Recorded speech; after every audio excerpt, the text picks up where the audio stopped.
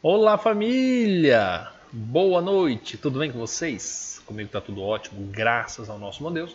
Estamos começando mais um vídeo do Manual do Casamento e hoje falando sobre o cenário para o anticristo. Sim, o cenário já está pronto e você vai ver isso hoje. A qualquer momento ele vai se apresentar e hoje você vai perceber como tudo está sendo preparado para a sua chegada triunfal. Quando nós falamos de chegada triunfal, eu quero ler pelo menos 3 versos aqui, 4 versos na verdade, do que a Bíblia fala, e então eu vou apresentar fatos, vou apresentar documentos para você acerca dessa preparação. Quando nós lemos aqui em Apocalipse, no capítulo 13, a partir do verso 14, fala bem assim, ó. Deixa eu clicar aqui. E engana os que habitam na terra com sinais que lhe foi permitido que fizesse em presença da besta, dizendo aos que habitam na terra que fizesse uma imagem à besta que recebera a ferida da espada e vivia. Ou seja, o anticristo aparece promovendo sinais, oferecendo resultados à humanidade, oferecendo maravilhas à humanidade, na presença da primeira besta, que nós já estudamos aqui, sabemos que se trata do Vaticano nos dias de hoje, e agora ele pede que a humanidade retribua toda essa autoridade da besta por meio de uma imagem. E foi-lhe concedido que essa imagem que desse espírito à imagem da besta, para que também a imagem da besta falasse e fizesse que fossem mortos todos os que não adorassem a imagem da besta. Ou seja, a besta há de perseguir a humanidade por meio de uma imagem que vai se levantar e que vai ordenar que aquele que não se curvar à besta, esse seja morto. E fará com que a todos, pequenos, grandes, ricos e pobres, livres e servos, seja posto um sinal na sua mão direita ou nas suas testas, para que ninguém possa comprar ou vender, senão aquele que tiver o sinal, ou o nome da besta, ou o número do seu nome. É interessante porque aí aqui no verso 18, ó, fala bem assim, aqui há sabedoria, aquele que tem entendimento, calcule o número da besta, porque é número de um homem, e o seu número 666. Bem, a Bíblia aqui declara que o anticristo ele surge na presença da primeira besta, que nós já estudamos, é sabido que trata-se do Vaticano, trata-se justamente de um papa, nós vimos no vídeo de ontem, né? Trata-se justamente do 8º papa, desde quando o Vaticano foi instituído, sendo ele um dos 7.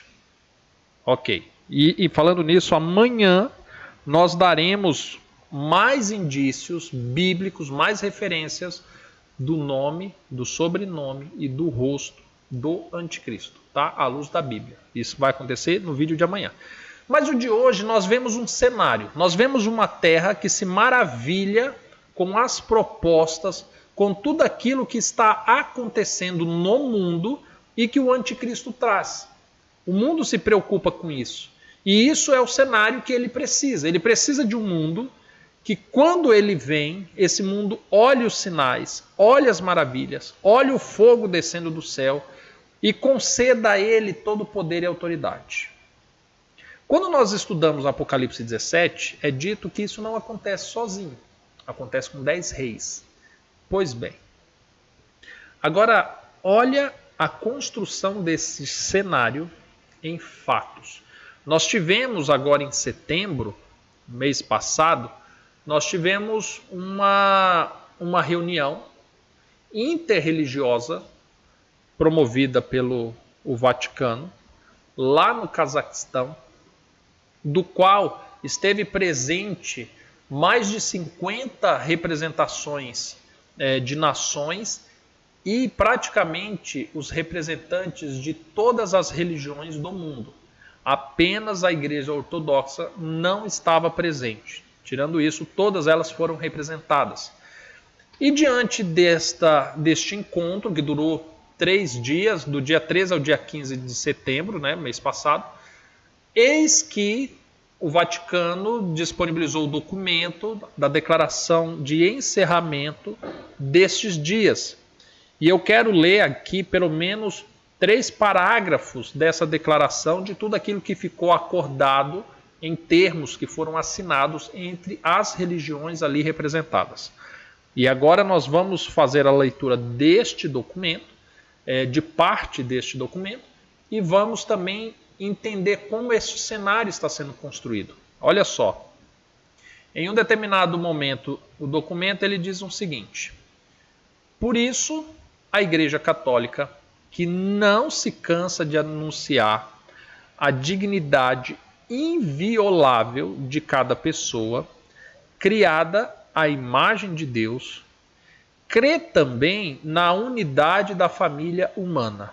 Até aí tudo bem, né? Crê que os homens constituem todos uma só comunidade. Todos têm a mesma origem, pois foi Deus quem fez habitar em toda a terra o inteiro gênero humano. Bem, agora quando fala que todos os homens possuem a mesma unidade, aqui já tem uma divergência, né? Constitui uma só comunidade. Tratando-se de um líder religioso, deveria se levar em conta a própria distinção que a Bíblia traz entre ímpios e justos. Então, não estão todos sobre o mesmo propósito, né? Ou como alguns dizem aqui no interior do Goiás, não está tudo no mesmo saco. Não, não é assim. Mas ok, vamos continuar. E continua dizendo assim: por este motivo, desde o início do presente congresso, a Santa Sé, especialmente através do dicastério para o diálogo interreligioso, participou ativamente nele e quer continuar assim. O caminho do diálogo interreligioso é um caminho comum de paz e para a paz, e como tal é necessário e sem retorno. Ou seja, aqui ele já está dizendo o seguinte: isto que aconteceu de todas as religiões se unirem sobre um propósito da promoção da paz e em paz, é um caminho necessário no mundo e sem volta. Ou seja, a união que foi firmada ali, ela é irrevogável, não vai voltar atrás. Nós já temos, por assim dizer, documentado as principais, se não todas as vertentes religiosas do mundo, todas elas unidas sobre um propósito, a paz. E aí continua dizendo assim: e o diálogo interreligioso não é apenas uma oportunidade, mas um serviço urgente e insubstituível à humanidade, para louvor e glória do Criador de todos. É interessante quando fala, né, o Criador de todos, porque aí você tem religiões que acreditam que não foi Deus quem criou, mas quem criou foi outro ser. E agora nós temos o representante do cristianismo, justamente colocando todas as religiões como uma só. Mas vamos dar sequência. E aí ele continua dizendo assim, nesse próximo parágrafo: irmãos e irmãs, pensando nesse caminho comum, pergunto-me, qual é o nosso ponto de convergência? Afinal de contas, são várias as religiões, aonde todas elas se comunicam igual. Qual é o principal ponto? João Paulo II, que visitou o Cazaquistão há 21 anos, neste mesmo mês tinha afirmado que todos os caminhos da igreja levam ao homem e que o homem é o caminho da igreja. É interessante, né? Lembra essa semana que nós falamos que um dos pilares da religião que o anticristo levantou foi justamente colocar o homem no centro de tudo? E agora aqui nós temos essa confirmação documental. E continua falando assim: hoje quero afirmar que o homem é também o caminho de todas as religiões. Sim, o ser humano concreto, debilitado pela pandemia, prostrado pela guerra, ferido pela indiferença. O homem, criatura frágil e maravilhosa, que sem o Criador se obscurece. Ou seja, o que ele está dizendo aqui? Aqui ele está descrevendo o contexto que se foi criado para que se haja a necessidade de um Salvador, um representante de todas as religiões para um propósito comum. Aí ele coloca, o que é esse cenário? A guerra. Sim, porque a pessoa com medo, ela se submete. A pessoa com medo, ela se sente impotente.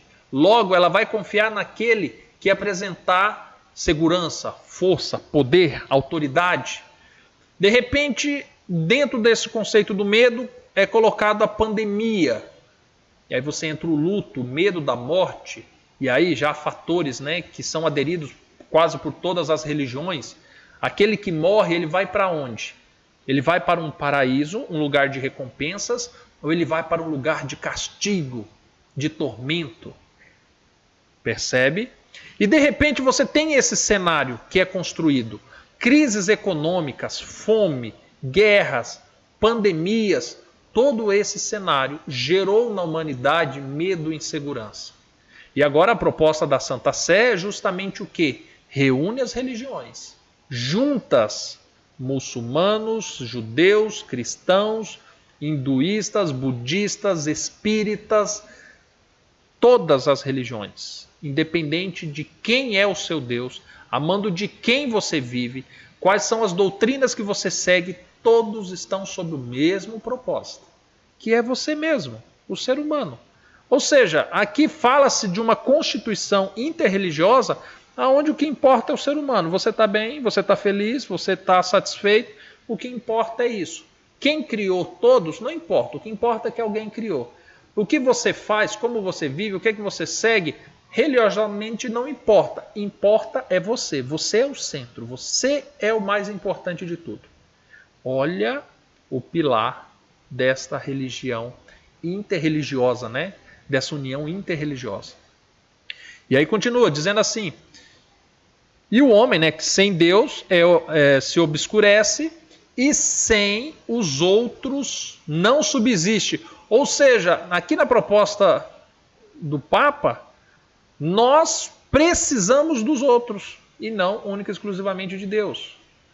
Mas, antes de tomar decisões importantes, olhe-se mais para o bem do ser humano do que para objetivos estratégicos e econômicos, para os interesses nacionais, energéticos e militares. Ou seja, aqui lembra da imagem, lembra da ordem de matar quem se opõe, lembra não compre e não vende, ou seja, e você lembra que o número da imagem é o número de um homem?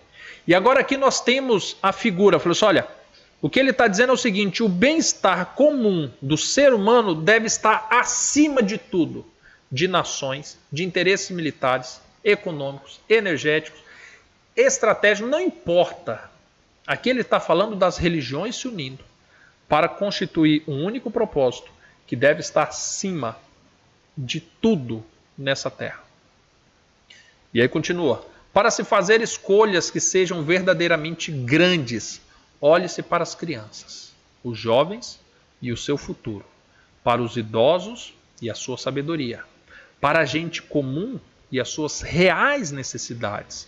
E nós ergamos a voz para gritar que a pessoa humana não se reduz ao que produz e ganha, que deve ser acolhida e nunca descartada, que a família, em língua cazaque, o ninho da alma e do amor, é o alvéolo natural e insubstituível que deve ser protegido e promovido para que cresça e amaturem os homens e as mulheres de amanhã. Gente, que discurso lindo, maravilhoso! Se não fosse contraditório à palavra do Senhor. Por quê? Quando você fala assim, olha, o homem é o mais importante, tudo converge para o homem. O homem deve ser protegido, o homem deve ser sustentado, o homem. De repente você olha Cristo e Cristo não coloca o homem acima de tudo. Pelo contrário, ele fala assim que nós devemos nos fazer inferiores aos outros. Ele diz assim que nós devemos morrer por ele, que a vida, que o nosso eu deve ser negado, que o ser humano em si, o egoísmo, o egocentrismo, não é aceito no reino dos céus. Esse discurso é um discurso anticristão. Vindo supostamente de onde virá o anticristo, não é de se espantar. Percebe? Mas aí continua. Olha o que diz esse outro parágrafo. As grandes sabedorias e religiões são chamadas a testemunhar. Os espíritas, candomblé, budismo, o islã, o cristianismo, o judaísmo, todas as religiões são chamadas para o mesmo propósito. Testemunhar o quê? A existência de um patrimônio espiritual e moral comum. Como assim? Todas essas religiões que eu citei e tantas outras possuem algo em comum. E como assim um patrimônio espiritual? Os deuses que nós seguimos são distintos?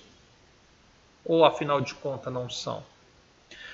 Que se assenta sobre dois pilares, a transcendência e a fraternidade. É um pilar. O relacionamento do homem para com algum ser maior, por isso cita a transcendência, e a fraternidade do homem para com o homem. Ok. Então, diante disso, de fato, são dois pilares. Concordo. O cristianismo, quando olhamos para Cristo, aquilo que ensinou, mostrou a importância desses dois pilares, de como o homem se relaciona com Deus e se relaciona com o próximo. O problema é quando nós pegamos esse princípio e achamos que todas as religiões convergem para o mesmo propósito. Mas tudo bem, damos sequência. Mas aí quando nós falamos de transcendência, de quem que nós estamos falando? Considerando que as palavras do representante cristão, então nós estamos falando de Cristo, certo? E ele continua. A transcendência, vou grifar um por um. A transcendência, o além, a adoração. Então agora quando o Papa cita transcendência, ele não está falando relacionamento com Deus. Ele não está falando relacionamento com Cristo. Ele não está falando de relacionamento com o Espírito Santo. Ele está falando do além e de adoração. Contanto que você adore, contanto que você se relacione com algo que você desconhece, você está cumprindo o propósito transcendente. Curioso isso, né? Lembra de como nós identificamos o anticristo, conforme Paulo? Aquele que nega quem? A Cristo. E de repente o aspecto da transcendência já não tem mais nada a ver com aquele que sem ele ninguém chega ao Pai. Agora é o conceito do além, aquilo que é desconhecido. E aí pode ser qualquer coisa. Ou tão somente adoração. Se você estiver disposto a adorar, você está cumprindo o propósito da transcendência. E isso é interessante porque quando nós lemos lá em Apocalipse 13, o que a imagem propõe, o que ela obriga a humanidade? A adoração. E aí continua dizendo assim, é belo pensar que todos os dias milhões e milhões de homens e mulheres de várias idades, culturas, condições sociais se reúnem para rezar em inúmeros locais de culto. É a força escondida que faz avançar o mundo. E depois, a fraternidade, o outro, a proximidade, pois não pode professar verdadeira adesão ao Criador quem não ama as suas criaturas. E aqui é a menção, né, da importância da religiosidade, seja qual for, e o aspecto de submissão a qualquer um que seja tido por Criador.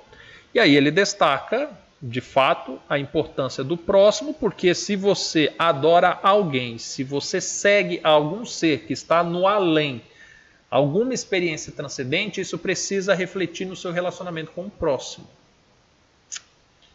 Este é o espírito que permeia a declaração do nosso congresso, da qual, para concluir, gostaria de destacar 3 palavras. E aqui eu vou encerrar essas 3 palavras, né, a análise delas. Olha o que ele diz. A primeira é a síntese de tudo.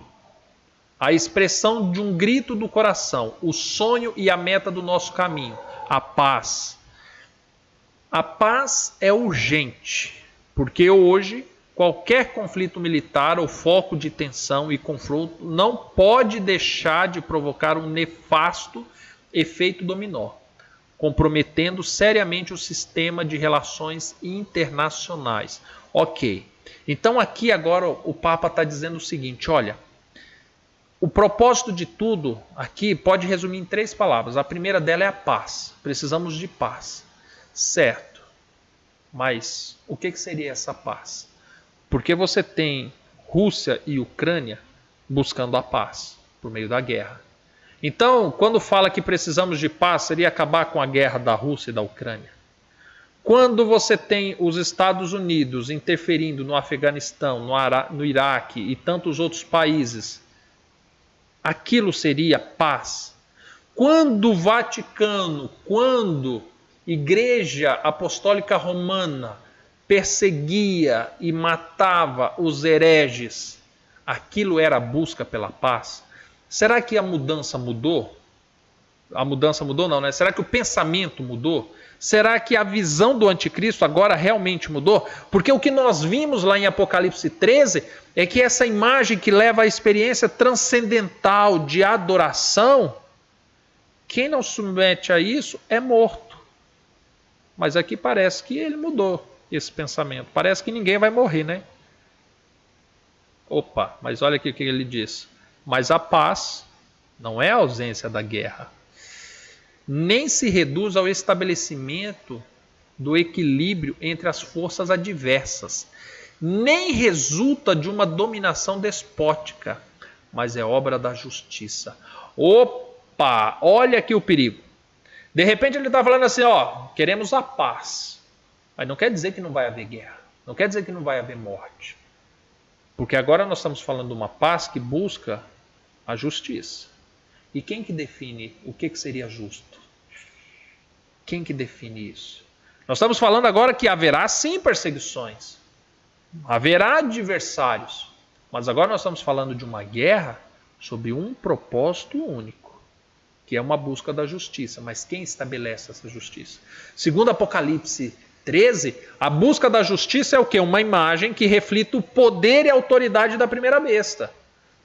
E por que ela precisa ser reconhecida? Porque ela conseguiu unir todas as religiões. Porque ela está trazendo um plano de paz sobre o mundo. Porque no mundo se levantou inimigos comuns como guerra, pandemia, fome. E agora ela merece, sim, ser reconhecida. Justo é aquele que reconhecer essa autoridade.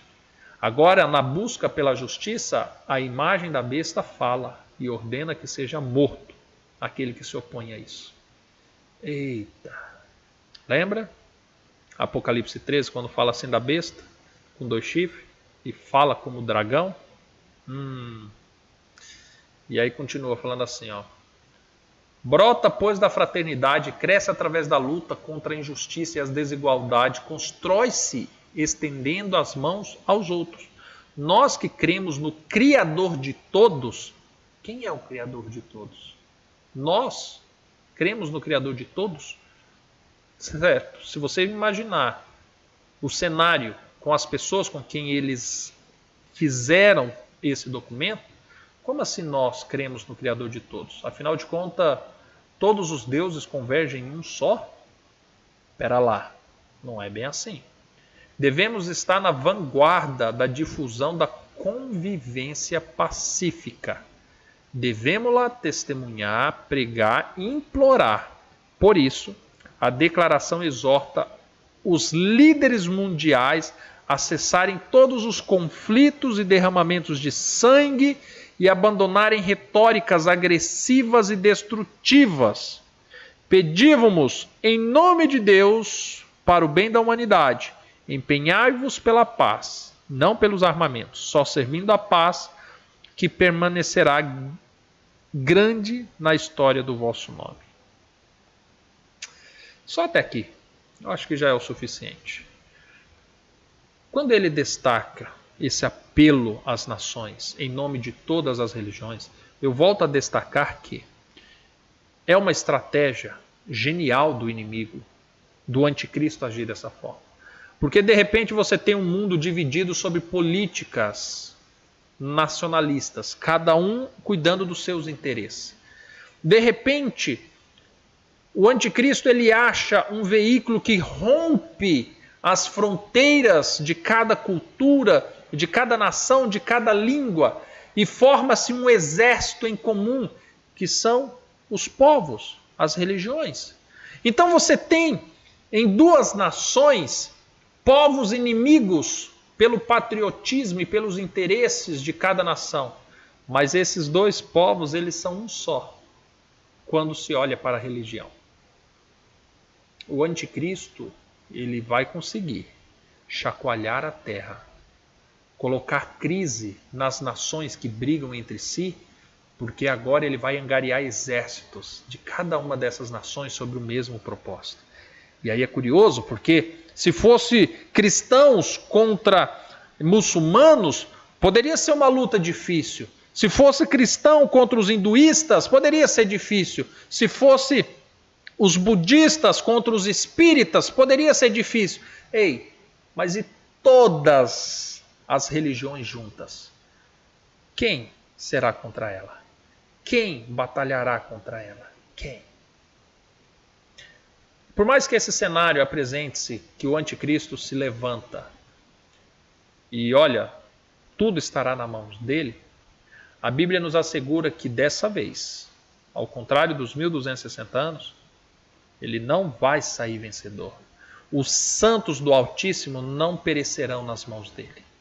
E o castigo e o cálice da ira de Deus irá se derramar sobre eles. A Bíblia descreve dessa aliança dos 10 reis. A Bíblia descreve esse cenário. E agora nós temos um documento que vai fazer um mês que foi emitido pelo próprio Vaticano, assinado por mais de 50 representações de outros países, pelos representantes de praticamente todas as religiões do mundo.